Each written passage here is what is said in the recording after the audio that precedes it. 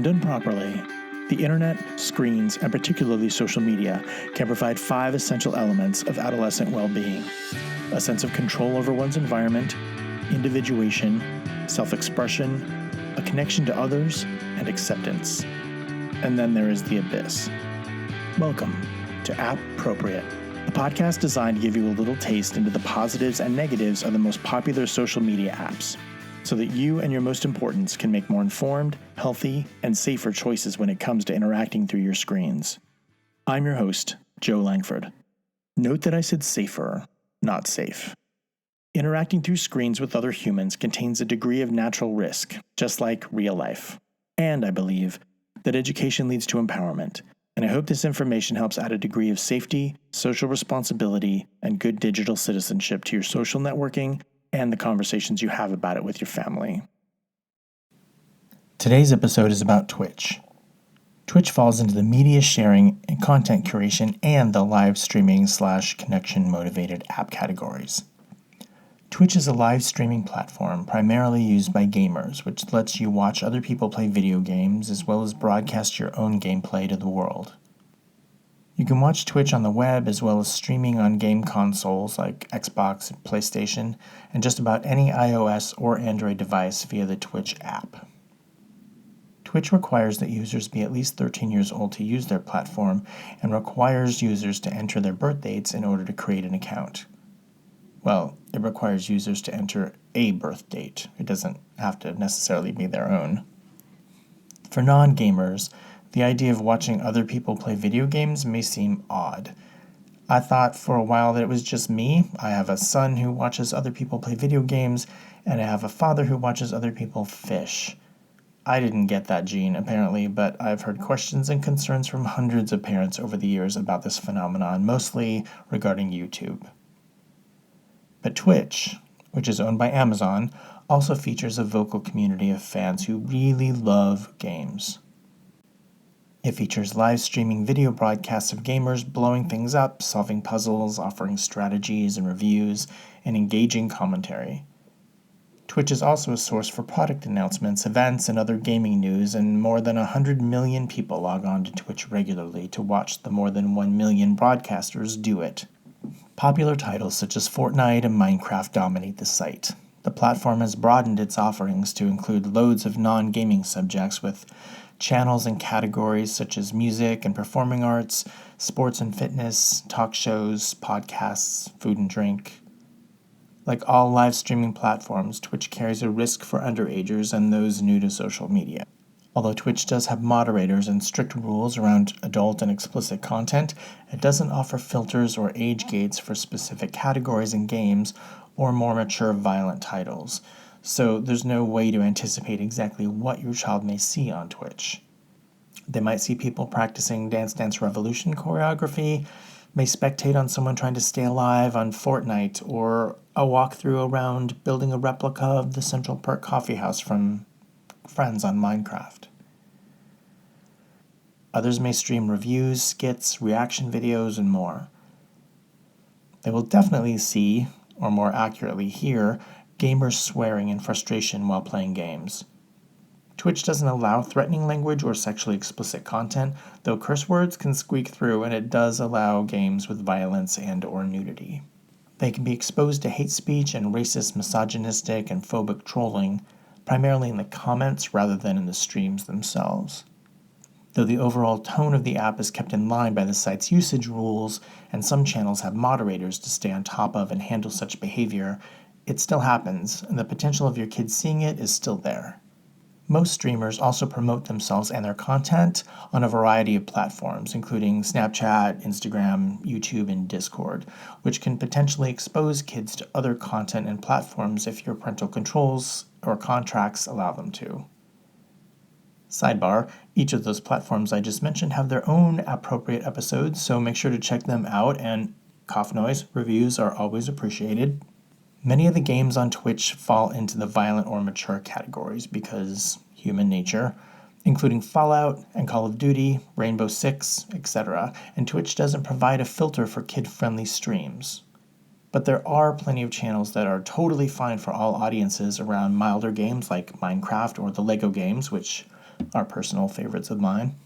Of course, family-friendly games don't always equate to family-friendly streams. There's plenty of vulgarity-filled Super Mario streams out there, just as plenty of squeaky clean broadcasters playing violent games like Mortal Kombat X. I mentioned YouTube earlier, and I'd like to say a couple more things. One, Twitch shares a lot of DNA with YouTube in terms of quality and age appropriateness. YouTube obviously has a wider range of topics, including unboxing videos and how-to tutorials, as well as gamer videos. Twitch has a more specific emphasis on gaming and is more popular for gamer live streams, but it's harder to rewind or rewatch them later like you can on YouTube. Twitch also differs from YouTube in its level of community engagement. For example, you're more likely to sit and watch someone play an entire level of a game on Twitch. Some videos can be hours long, whereas the highlight video would be more popular on YouTube. 2, like its older cousin YouTube, users can also become broadcasters themselves, and it's fairly common on Twitch for viewers to want to become streamers themselves. But live streaming can be risky, especially for younger kids. Discuss your kids' reasoning behind wanting to live stream. Consider the risks involved and make a plan. I walk through some detailed do's and don'ts in my second YouTube episode, and if you and/or your kid go live, use the info in that episode to create ground rules and a business plan together to help establish a safe, rewarding way for your kid to share their passion. One of the biggest differences between Twitch and YouTube is Twitch's chat features, which run alongside all their streams. Chats are sometimes restricted to followers or subscribers of that specific streamer, but even if users can't participate, they can typically see what others are posting. The chat feeds are often populated with memes and emojis with which Twitch users communicate, but can also include foul language and fouler, more toxic behavior in the comments. You can hide chats on Twitch, but not turn them off. Users can also send direct messages, which they call whispers, to other viewers, a great way to communicate with a friend or ask a broadcaster a specific question. Users are able to limit who can contact them, but as with any direct messaging app, it's important to have clear expectations around their contracts and behaviors. Yes, predators are part of those conversations, but we're discussing a video game platform in which many adolescent, mostly male-identified and sometimes anonymous people discuss and debate violent video games. This is a clear recipe for toxicity, and it can be very hard for a hormonal pubescent male to not jump into the fray when the conversation gets heated. Boys can pull muscles trying not to respond to online trolls, and it helps if we can give them a heads up that it's coming and scripts, exit strategies, and expectations that they can use to navigate those eventual situations. You can check whispers by clicking the chat bubble icon near the bottom of any Twitch page. The messages will pop up much like they do if you're chatting in Gmail. Twitch makes it very easy to filter out potentially unwanted messages. Simply go to Settings, Security and Privacy, and you'll have options to block messages, whispers, and group chat invites from people that you don't follow. If you find someone in a chat room acting particularly offensive, you can mute them by simply hovering over their name and clicking the Ignore button. Reporting a channel for harassment, pornography, or anything else that violates Twitch's terms of service is also quite easy. You just click the gear icon underneath the video player and select Report. You'll be asked to describe why you're reporting the channel as well as add a brief description of the issue. Though users can set chat filters to block language and report hate behaviors to the administrators, Twitch doesn't have true parental controls and relies mostly on individual broadcasters to ban hyperlinks and specific words. The culture on Twitch seems to respond to this, though the larger culture of gaming, as I said, does contain a pretty high degree of toxicity. Most of the larger channels are not going to have a lot of foul language or inappropriate links, or will at least provide a warning to let viewers know when or if their content is aimed at more mature audiences. Other broadcasters are going to push the boundaries of sexy, scandalous, and stupid in order to encourage more views or virality. As a parent, it's best to watch a channel for 15 or 20 minutes, a couple of times to get a sense of whether its chat and atmosphere are okay for your kid. Search filters for categories like educational or family-friendly can block some of the mature content, but the broadcasters themselves, as I said, are ultimately responsible for adding those tags, and again, those are not foolproof. Other aspects that kick off parental concern regarding Twitch include time and money. Like so many apps out there, good and bad, Twitch can be a time suck if you're not careful. Have you ever fallen into a YouTube hole? You know, that one small break you took at the office to look up exactly how they make milk out of almonds, or a Minecraft-themed Halloween costume for your kid, or authentic tikka masala, and you keep clicking, and suddenly it's 45 minutes later and you're watching videos about cats dressed like humans, or a frat prank involving a bottle rocket that you can never, ever unsee. Twitch is similar. It has an endless supply of games, gamers, and information, and Twitch ditches are just as insidious as YouTube holes. If you're concerned about the amount of time your kid already spends playing their own video games, you'll want to pay attention to the amount of time they may be willing to sit and watch other people do the same thing. There are monetary concerns around Twitch as well, including actively solicited donations for and paid subscriptions to other broadcasters.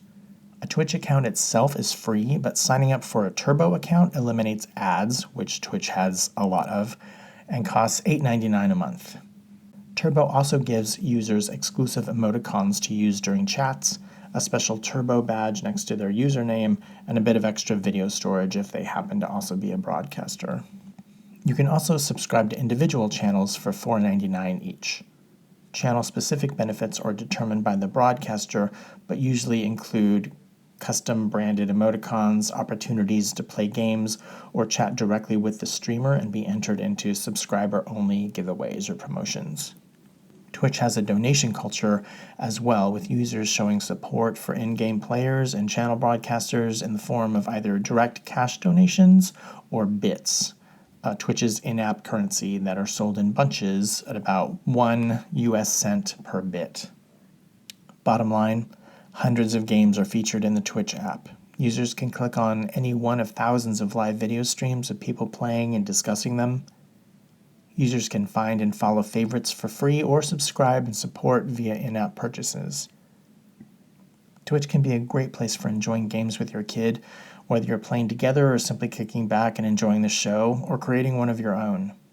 Because of the open chat, potential mature content, greater potential for toxic content, and the unpredictable nature of live streaming, if kids are under high school age, I recommend that they stick to vetted YouTubers who live stream gaming advice.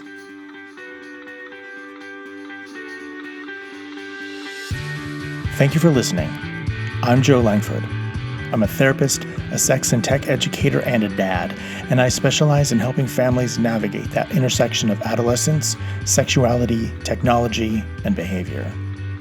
More information about me and my work to promote healthy, positive, and safer sexual and social behavior, both online and off, can be found at my website, beheroes.net. The advice presented in this podcast is a form of education and is intended to provide general information about common though broad topics that impact underage people.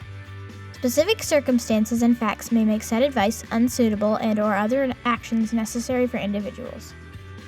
This podcast is meant to be an adjunct, not a replacement, for IRL experience, professional advice, and good old-fashioned common sense. In addition, much of the information included here can and most likely will change with time, culture, and the rapid development of technology. BeHeroes.net does not seek nor accept any monetary gain or financial support from any social media platform mentioned. BeHeroes.net is committed to providing quality consulting, coaching, product, speaker, and contracted therapeutic services, advocacy, and resources to clients, visitors, customers, colleagues, and fans. Appropriate is produced by BeHeroes.net.